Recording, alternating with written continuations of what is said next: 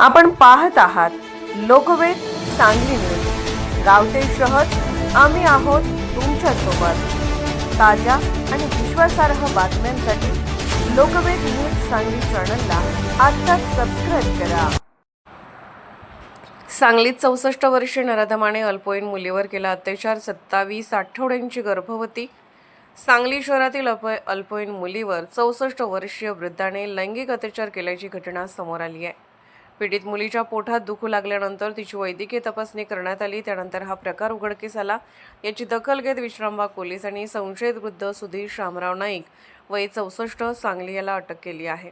अधिक माहिती अशी की संशयित नाईक हा आपल्या मुलांसह राहत असून तो वाहने दुरुस्तीचे काम करतो। त्याच्या पत्नीचे वर्षापूर्वी निधन झाले असून पीडित मुलीशी त्याची ओळख झालेली होते।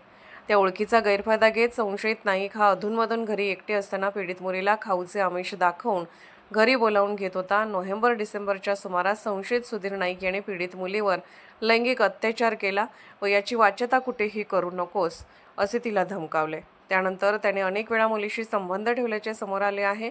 काल पीडित मुलीच्या पोटात दुखू लागल्याने तिला हॉस्पिटलमध्ये दाखल करण्यात आले। त्यावेळी ती 27 आठवड्यांची गर्भवती असल्याचे स्पष्ट झाले आहे।